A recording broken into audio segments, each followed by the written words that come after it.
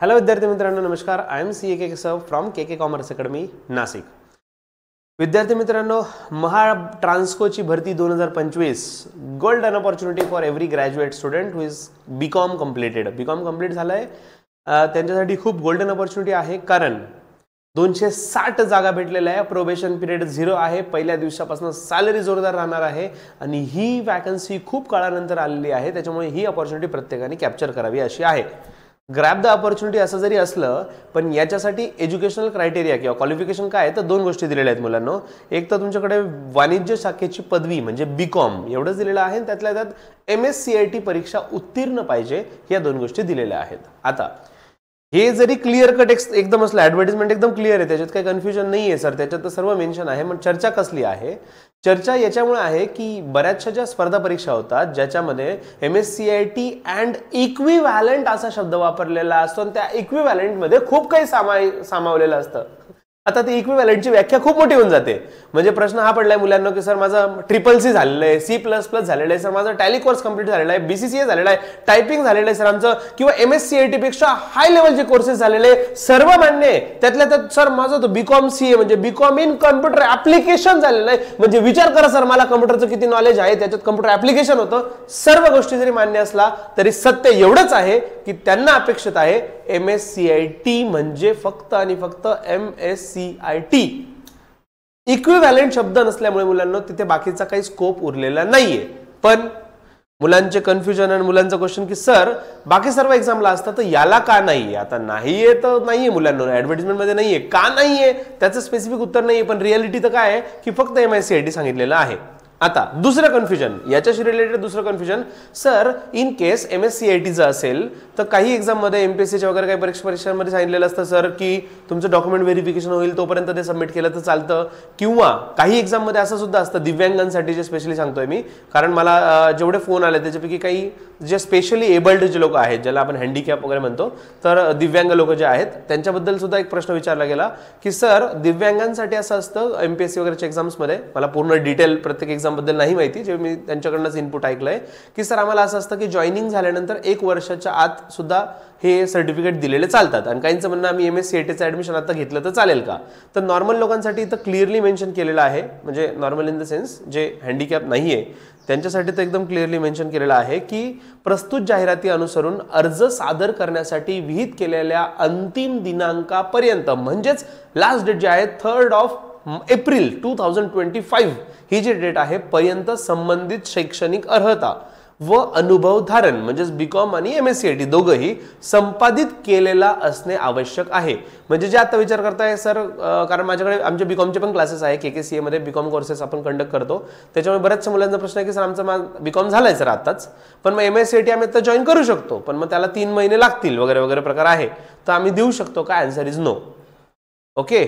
सदर विहित केलेल्या अंतिम दिनांकानंतर शैक्षणिक अर्हता किंवा अनुभव धारण केलेल्या उमेदवारांची जरी लेखी परीक्षेत गुणांच्या आधारे गुणवत्ता यादीमध्ये नाव असेल, तुम्ही एकदम कटऑफ बिटॉप सगळं झालं, एकदम जोरदार मार्क्स आहे, तरी असे उमेदवार अपात्र ठरतील याची उमेदवारांनी नोंद घ्यावी. तर DVच्या वेळेस, डॉक्युमेंट व्हेरिफिकेशनच्या वेळेस टाटा बाय बाय होऊन जाईल, कारण तुम्हाला 3 एप्रिलला तुम्हाला सर्टिफिकेट तुमच्याकडे नव्हतं.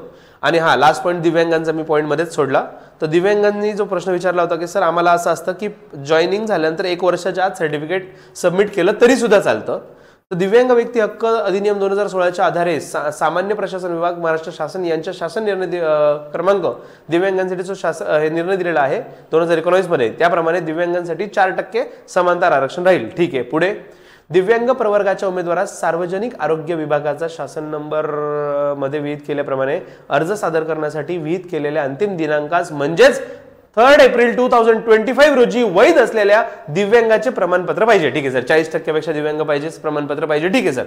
आणि त्यांनी हे पण सांगितलेलं आहे की याच्यापेक्षा जास्त माहितीसाठी परिशिष्ट ब पाहावे, जाहिरातीसोबत दिलेले परिशिष्ट ब.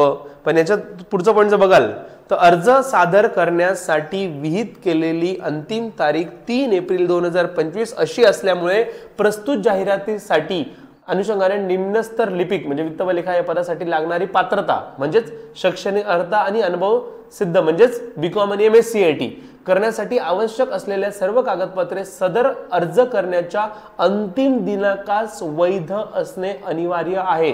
म्हणजे दिव्यांगांसाठी सुद्धा एकदम क्लिअर कट सांगितलेलं आहे 3 एप्रिल 2025 ह्या दिवसापर्यंत ते सर्टिफिकेट याच्या आधीची तारीख पाहिजे, हे बंधनकारक आहे। निवड झाल्यानंतर त्या अनुषंगाने उमेदवारास त्याची प्रमाणपत्रे तपासणीसाठी बोलवण्यात येईल, DV साठी बोलवलं जाईल, त्याने ते सादर करावी। ते उमेदवार सदर प्रमाणपत्र त्यावेळी सादर करू शकणार नाहीत अशा उमेदवारांची उमेदवारी रद्द करण्यात येईल। तर मुलांनो जरी सादर म्हणजे डॉक्युमेंट व्हेरिफिकेशनच्या वेळेस जरी दाखवायचे असले तर त्यांचं क्लिअर कट इथे म्हणणं आहे की तो जो कागदपत्रे आहे सदर रद्द करण्याच्या अंतिम दिनांकास वैध असणे अनिवार्य आहे। म्हणजेच एप्रिल मध्ये 3 एप्रिलला ते व्हॅलिड पाहिजे। तर मुलांनो MSc फक्त हा क्रायटेरिया आहे। आता MSc ज्यांचं झालेलं नाहीये, बाकीचे कोर्सेस झालेले ते नक्कीच नाराज होत आहे की सर त्याला काहीतरी ऑप्शन पाहिजे होतं। मुलांना पाहिजे होतं ते माझ्या हातात नाहीये, महाट्रान्सकोच्या हातात आहे, प्रयत्न करू शकतात। महाट्रान्सकोचा मेल ID इथं दिलेला आहे, चीफ इंजिनियर जे आहेत महाट्रान्सकोचे। सो CESLDC@mahaSLDC.in किंवा www.mahaSLDC.in हे मेल ID आहे, डिस्क्रिप्शन बॉक्समध्ये पण दिले जातील, हे त्यांचे नंबर आहे, तुम्ही प्रयत्न करू शकतात की सर आमचं MSc नसून दुसरं इक्विव्हॅलंट कोर्स आहे, बाकीचे अलाउ करता तुम्हीही करा। जर त्यांना वाटलं महाट्रान्सकोला योग्य वाटलं तर एक्सेप्ट करतील, चेंज नाही वाटलं तर MSc राहील। आणि आता तर सद्यस्थिती हीच आहे।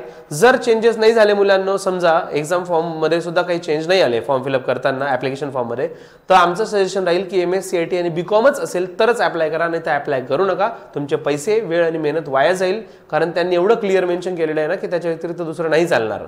प्रयत्न करा, पण जर चेंज नाही झाले तर त्याच्यासाठी सांगतो जर चेंज नाही झालं तुमचं त्याच्यात काहीच तर अप्लायच नका करू जर तुमच्याकडे त्या डेट्सला व्हॅलिड सर्टिफिकेट नसतील तर।